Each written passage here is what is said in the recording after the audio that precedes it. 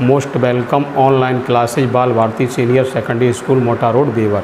विलयनों के अणुसंख्य गुणधर्म। विलयन के वे गुण जो विलायक की निश्चित मात्रा में उपस्थित विलय के कणों या अणुओं की संख्या पर निर्भर होते हैं, उसकी प्रकृति पर नहीं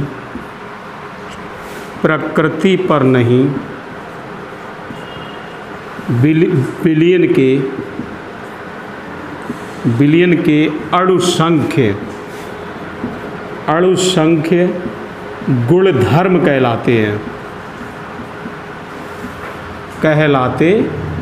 हैं। जैसे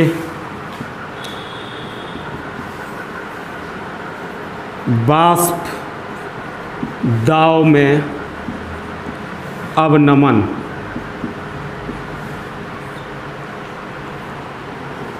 क्वथनांक का उन्नयन। नंबर 3 होता है हेमांक का अवनमन। और नंबर 4 होता है परासरण दाब। तो बच्चों, विलयन के अणुसंख्य गुणधर्म क्या होता है? विलयन के वे गुण जो विलायक की निश्चित मात्रा में उपस्थित विलय के कणों या अणुओं की संख्या पर निर्भर हों, उसकी प्रकृति पर नहीं, विलयन के अणुसंख्य गुणधर्म कहलाते हैं। विलयन के अणुसंख्य गुणधर्म जैसे वाष्प दाब में अवनमन, क्वथनांक का उन्नयन, हेमांक का अवनमन और परासरण दाब।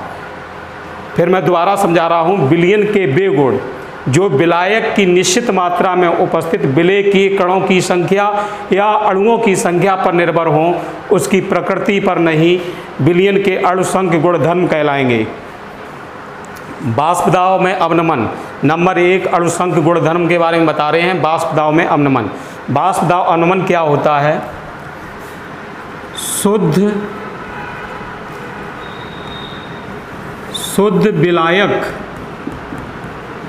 शुद्ध विलायक का वाष्प दाब P और विलयन में विलायक का वाष्प दाब PS के अंतर को वाष्प दाब का अवनमन कहते हैं। वाष्प दाब का अवनमन कहते हैं। तो बच्चों, वाष्प दाब का अवनमन बराबर क्या हो जाएगा? वाष्प दाब का अवनमन बराबर शुद्ध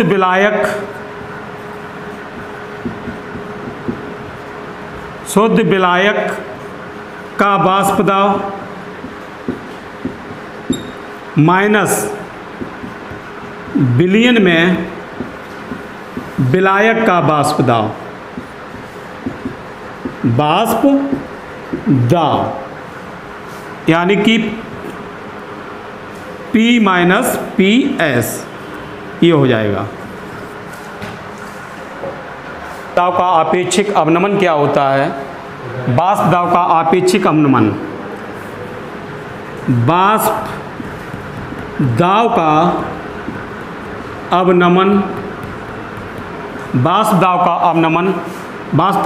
भैया अभी क्या बताया था? P minus PS।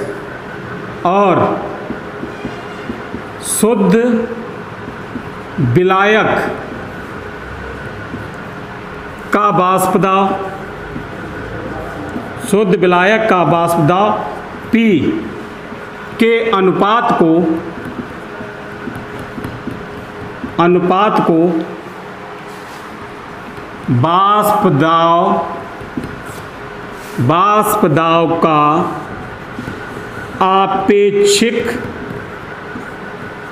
अवनमन कहते हैं, अवनमन कहते हैं। तो वाष्प दाब का आपेक्षिक अवनमन बराबर क्या हो जाएगा? वाष्प दाब का अवनमन है P माइनस पी एस और शुद्ध विलायक का वाष्प दाब है P। तो वाष्प दाब का आपेक्षिक अवनमन बराबर हो गया P minus P S upon P। भैया राउल्ट का नियम मोस्ट इम्पोर्टेंट है। राउल्ट का नियम होता क्या है? किसी बिलियन में विलायक के वाष्प दाब का, किसी बिलियन में विलायक के वाष्प दाब का आपेक्षिक अवनमन, अभी हमने पीछे बताया था क्या? आपेक्षिक अवनमन क्या था? P minus P S upon P minus P S upon P। आपेक्षिक अवनमन विलेय के मोल प्रभाज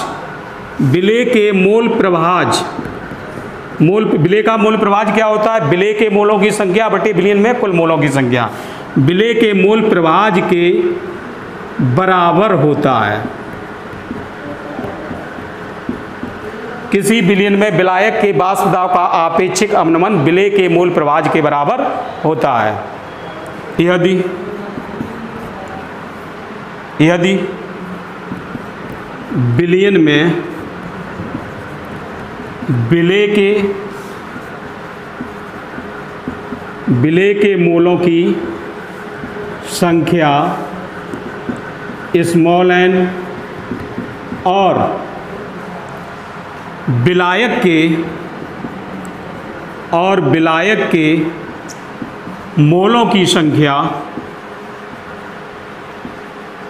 के मोलों की संख्या कैपिटल N हो तो विलेय का कुल मोलों की संख्या भैया, कुल मोलों की संख्या बराबर हो जाएगा small n plus capital N। विलेय का मोल प्रभाज बराबर हो जाएगा विलेय के मोल बटे कुल मोल। विलेय के मोल स्मॉल n और कुल मोलों की संख्या small n plus capital N। Raoult के नियमानुसार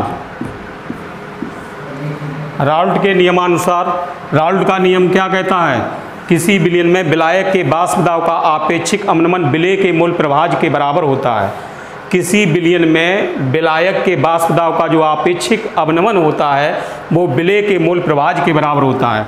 वाष्प दाब का आपेक्षिक अवनमन हमने बताया था P minus P S upon P बराबर विलेय का मोल प्रभाज क्या है? स्मॉल n बटे कैपिटल N। इसी का एक दूसरा रूप होता है P minus P S upon P S. जब कैंची का गुणा करेंगे तो ये निकल के आएगा, एक minute, small n plus capital N था यहाँ पे भैया। जब कहेंगे तो ये निकल के आएगा P minus P S upon P S small n बटे कैपिटल N। इसी ऊपर वाले सूत्र का दूसरा रूप है। तो राउल्ट के नियमानुसार क्या होगा? किसी बिलियन में विलायक के वाष्प दाब का आपेक्षिक अवनमन विलेय का मोल प्रभाज के बराबर होता है। जब इसका कैंची का गुणा करेंगे तो P minus P S upon P S बराबर स्मॉल n बटे कैपिटल N निकल के आ जाएगा, जहाँ पे n बराबर क्या है? विलेय के मोल और कैपिटल N बराबर क्या है? विलायक के मोल। विलेय के मोल और कैपिटल N बराबर है विलायक के मोल। विलायक के मोल। P क्या है? P बराबर है शुद्ध विलायक का वाष्प दाब, शुद्ध विलायक का वाष्प दाब। और PS क्या होता है? बिलियन में विलायक का वाष्प दाब। बिलियन में विलायक का वाष्प दाब, बिलियन में विलायक का वाष्प दाब। बेटा एक चीज और देखिए यहाँ पे, मोलों की संख्या क्या होती है? मोलों की संख्या बराबर होता है भार बटे अणुभार। तो स्मॉल n बराबर हो जाएगा स्मॉल w बटे स्मॉल m। विलेय के मोलों की संख्या बराबर क्या होगी? भार बटे अणुभार।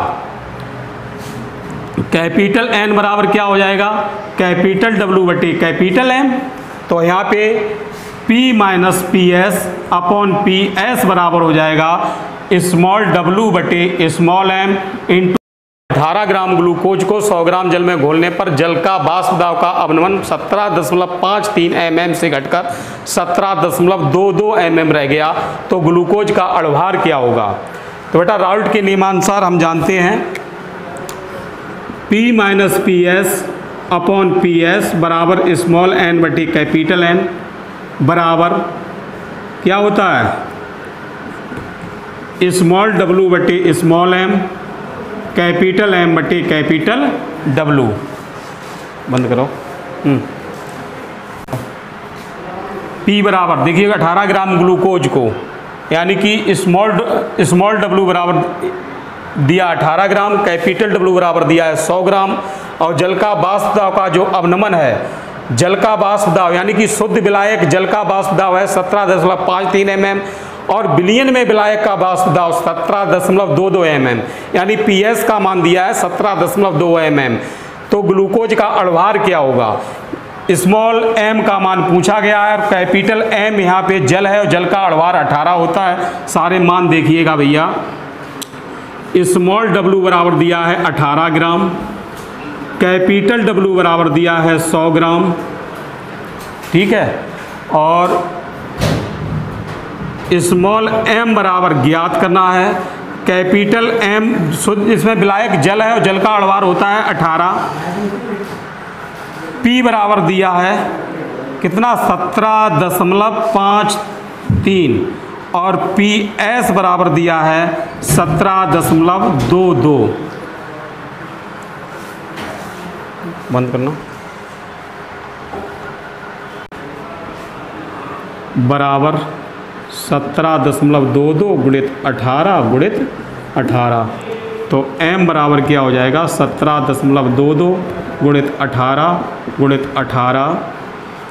बटे 100 इंटू 0.31। इसे भैया जब सॉल्व करोगे, सॉल्व करके देखो इसका आंसर कितना आएगा। इसका आंसर 180 आएगा। चलो, तो कैपिटल M बटे